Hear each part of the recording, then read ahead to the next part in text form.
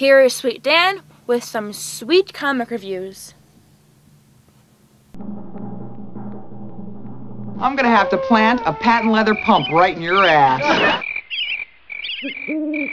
Time once again for another Sweet Talkin' Dan comic book review. This time, Skullkickers.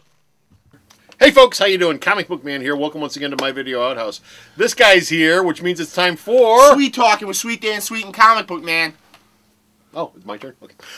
Which is coming to you from Alternate Reality, which is located at the intersection of 111th and Kedzie in beautiful downtown Mount Greenwood. Alternate Reality, where all new comics are always 15% off every day for everyone, including Image's new title, Skullkickers #1, which has gotten a lot of buzz on the internet. Now, if you're not familiar with Skullkickers, it's like I said, an Image #1, and it's about a couple of mercenaries. Yeah. A couple of mercenaries who get a job to go out and pull an assassination. Something like on that. Someone. And along the way, Instead of running into the usual stuff that assassins would run into in order to get themselves together and you know, when they're going after their target, and maybe a little resistance from people who know they're on their way or something, instead they run into witches and werewolves and zombies and vampires and all that fun stuff.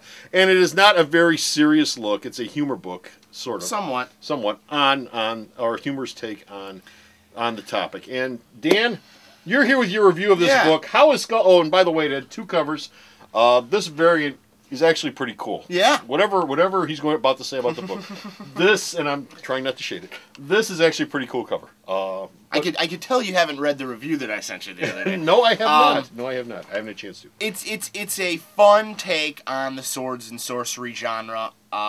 They tried to badass it up a bit. They get a little angry dwarf, because you can't do a sword and sorcery story without a little angry dwarf anymore. And then you get this big hulking behemoth of a man who isn't really a giant, but he's taller than a dwarf.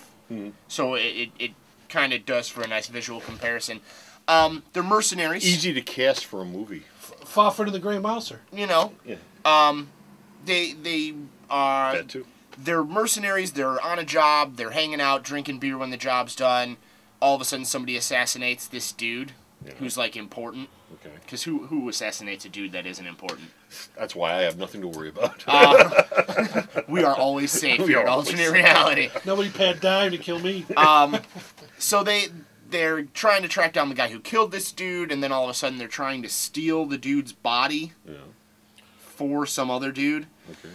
My problem with the story was this: it's a fun book, but there's no substance. None? Whatsoever. You get in, I mean, the first few pages is a fight, the next few pages is drinking, and then there's more fighting.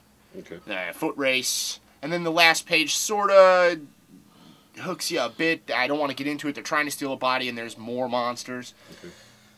But you don't get either of the main characters' names. You don't really know anything about where they are or why they're in this situation. You don't know if they're good guys or bad guys, to be honest. I mean, you know you're supposed to like them because they drink and make fart jokes and whatever.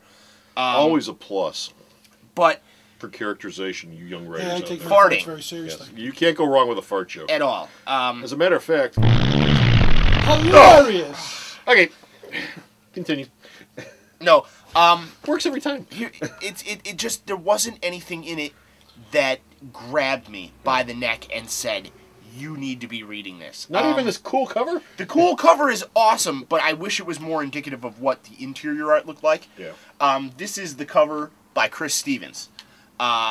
Chris Stevens also does half the interiors, along with an artist named Edwin Huang, who also does all the inks. Okay. So there's, despite the fact that there's 2 artists, Huang doing all the inks really gives it a seamless flow from beginning to end. So usually when a book switches horses midstream, I can't get into it. You know what I mean? I can't do anything with it. Well, it's kind of, it gets jarring, the 2 styles. Exactly, but this is these guys are seamless. It is really impressive. I've never seen an art team that could collaborate like that. So while that is impressive, I think the coloring choice softened the look up to a point where I almost felt like I needed glasses. So was it a lot of darks? It was almost like so soft the book looked out of focus. Okay.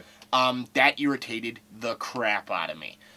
Very accomplished in terms of storytelling. I mean, I knew what was going on the whole time, but I kept feeling like my vision was blurring, and that's annoying as crap. So I was really looking forward to this. I think I told him I wanted it on my pull list a few months ago. Yeah.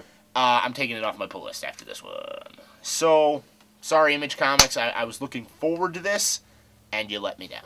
This is the reason why I mentioned a couple of weeks back about Morning Glories. This is the reason why with Image, you know, I really, really, really have a jaundiced eye for their first issues. They do a ton of first issues, and like Marvel, you know, okay, everything is a must-buy. Some of the stuff you can tell by looking at it, it's not going to sell.